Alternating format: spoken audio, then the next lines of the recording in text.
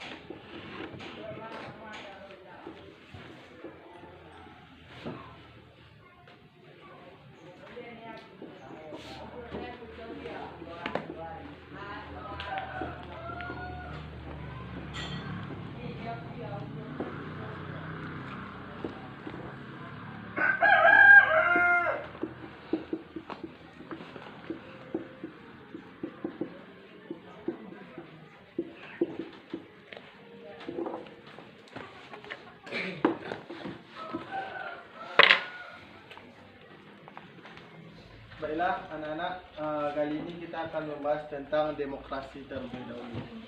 Demokrasi maknanya itu datang dari dua kata, demos, yang artinya yaitu demos kan, artinya rakyat gitu.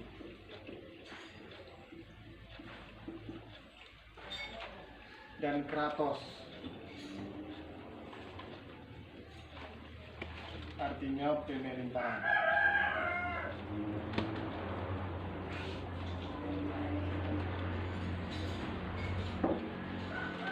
Jadi ini adalah makna kata dari demos dan kratos, yaitu demokrasi. Demos sendiri artinya rakyat dan kratos sendiri artinya pemerintahan. Jadi dapat kita simpulkan bahwa di demokrasi tersebut pemerintahan yang mengikut sertakan rakyat. Itu. Negara kita adalah negara demokrasi di mana pemimpin tertinggi di negara ini adalah rakyat, seperti itu. Selanjutnya Indonesia merupakan negara demokrasi yang sekarang dilaksanakan adalah demokrasi Pancasila yang terdiri dari antara 5 Pancasila yang kita ada di sampul buku anak sekalian, seperti itu yang bagian belakang.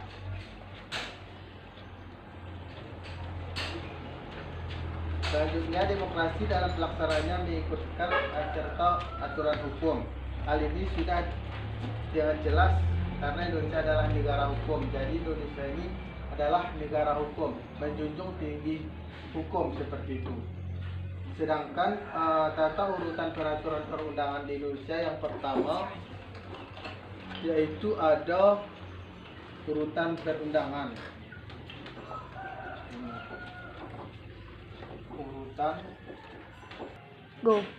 Urutan perundangan. Perundangan hukum di negara kita.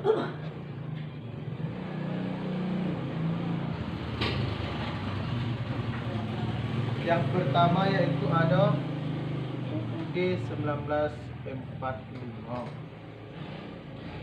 Yang kedua ketetapan MPR.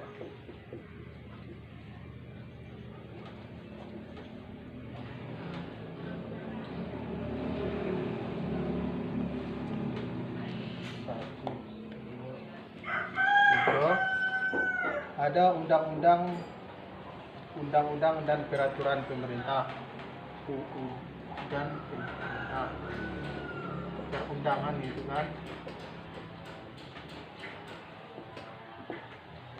Dan yang keempat ada peraturan pemerintah.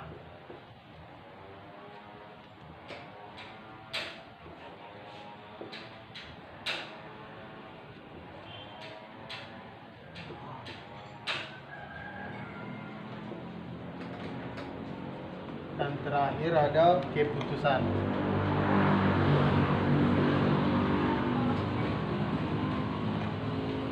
Jadi dalam demokrasi itu ada namanya pemilihan umum seperti itu, pemilu yang ada dilaksanakan di Indonesia, dan ada juga yang diadakan di daerah yang namanya pilkada, pemilihan kepala daerah. Baiklah, di sini Bapak ingin menanyakan tentang demokrasi tadi. Siapa yang tahu? Ya, Haji. Demos yang adalah rakyat, kreator adalah pemerintahan di tangan rakyat. Nah, betul. Nah, betul sekali yang dikatakan oleh Haji, yaitu pemerintahan di tangan rakyat. Itulah demokrasi, yang yakninya negara kita menganut negara demokrasi. Baiklah, kita lanjutkan untuk materi yang kedua.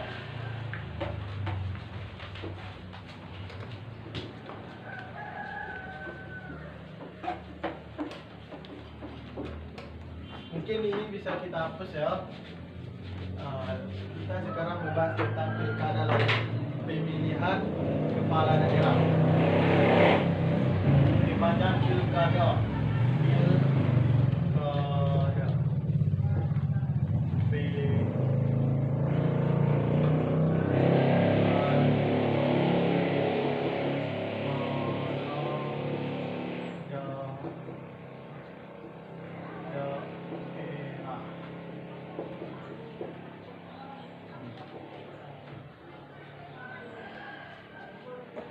pilkada, pemilihan kepala daerah. Yang pertama itu penyelenggaraan dari itu sendiri. Pilkada singkatan dari pemilihan kepala daerah. Dalam pilkada ini sendiri kita memilih kepala daerah yang punya provinsi dan ibu kota. Untuk provinsi kita memilih gubernur dan wakil gubernur. Sedangkan pilkada untuk daerah kita memilih bupati dan wakil bupati ataupun wali kota itu sendiri juga di daerah kota. Hal ini dimilih pilkada diatur dalam undang-undang nomor 32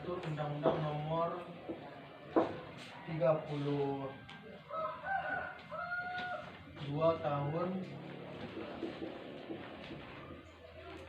2004. Jadi pilkada ini sendiri dikatakan adalah sebuah ajang demokrasi seperti itu. Yang demikian, pilkada wujudan dari bahwa rakyat mempunyai peranan penting dalam penyelenggaraan demokrasi di Indonesia. Selanjutnya, tahukah siapa yang menyelenggarakan dari pilkada itu sendiri? Yakninya KPUD, Komisi Pemilihan Umum Daerah. Sebelum pilkada dilaksanakan, terlebih dahulu dibentuk panitia pemilihan kecamatan, PPK-nya, dan panitia pemungutan suara, PPS, dan kelompok penyelenggara pemungutan suara, KPPS. Jadi itu ada sekitar empat lembaga yang mengatur di pilkada tersebut. Yang pertama KPUD, Komisi Pemilihan Umum Daerah, Yang kedua, PPK, Panitia Pemilihan Kecamatan, dan yang ketiga, PPS, Panitia Pemungutan Suara, dan terakhir KPPS, Penyelenggara Pemungutan Suara. Kemudian baru bisa dilakukan pendaftaran untuk calon pemilihan tersebut. Selanjutnya kita bahas tentang syarat calon kepala daerah. Calon kepala daerah sendiri itu ada gubernur dan di bagian provinsi, dan bupati atau wali kota di bagian kabupaten dan kota. Syaratnya sendiri cukup banyak, yaitu ada 16 buah. Nanti Bapak diktekan kembali untuk hal tersebut. Yang pertama itu bertakwa kepada Tuhan Yang Maha Esa. Artinya seorang pemimpin daerah harus bertakwa kepada Tuhan Yang Maha Esa. Dia tidak boleh ateis atau tidak memiliki agama, karena di Indonesia sendiri Pancasila, sila pertama yaitu tentang ketuhanan, seperti itu. Yang kedua, setia kepada Pancasila dan Undang-Undang 1945, cita-cita proklamasi 17 Agustus tahun 45, seperti itu. Yang ketiga, berusia sekurang-kurangnya 30 tahun. Jadi bagi Bapak sendiri yang masih berumur 21 tahun belum bisa seperti itu. Namun abang-abang kita atau kakak-kakak kita, bapak-bapak kita yang di atas umur 30 tahun itu sudah bisa untuk memiliki, itu bisa mencalonkan diri sebagai kepala daerah tersebut. Yang selanjutnya, berpendidikan serendah-rendah SLTA. SLTA itu setingkat dengan SMA gitu. Sehat jasmani dan rohani, artinya tidak gila. Jika gila seorang kepala daerah itu tidak boleh artinya. Masa orang gila jadi kepala daerah kan nggak mungkin, jangan. Selanjutnya, tidak pernah dihukum penjara, artinya tidak pernah dipenjara, tidak pernah ikut kriminalitas seperti itu. Dia tidak bukan penjahat, tidak ada rekap kriminalitas pada dirinya. Selanjutnya, tidak sedang dicabut hak pilihnya berdasarkan undang-undang tadi. Keinginan daerahnya dan dikenal oleh rakyat, itu utamanya itu harus dikenal oleh rakyat. Kita itu harus mengenal siapa calon pemimpin kita itu. Menyerahkan daftar kekayaan pribadi, artinya kepala daerah itu harus merekap seluruh harta kekayaannya. Ini artinya untuk minimalisir korupsi yang ada pada dirinya. Tidak sedang memiliki tanggung jawab utang. Dia tidak mempunyai utang tertentu pada pihak-pihak lain yang secara resmi. Tidak sedang dinyatakan pilot berdasarkan putusan pengadilan. Belum pernah menjabat kepala daerah dan wakil daerah selama 2 periode. Jadi jika sudah 2 periode, dia tidak boleh lagi seperti itu. Merupakan peraturan perundang-undangan. Tidak pernah melakukan perbuatan tercela. Memiliki nomor pajak itu, dan menyerahkan daftar riwayat hidup lengkap. Dan yang terakhir, tidak berstatus sebagai pejabat. Dia tidak berstatus sebagai pejabat gubernur atau wali kota, bupati seperti itu. Dia adalah rakyat itu sendiri, termasuk rakyat seperti itu. Mungkin kita Bapak ingin menanyakan.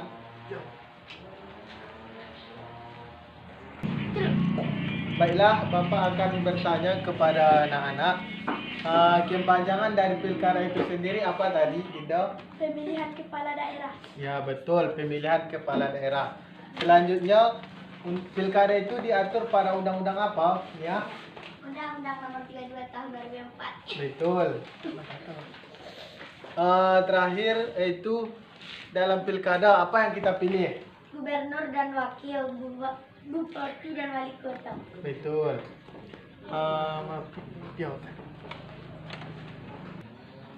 Baiklah,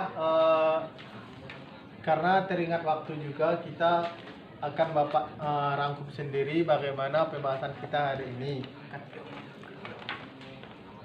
Tapi ada dong.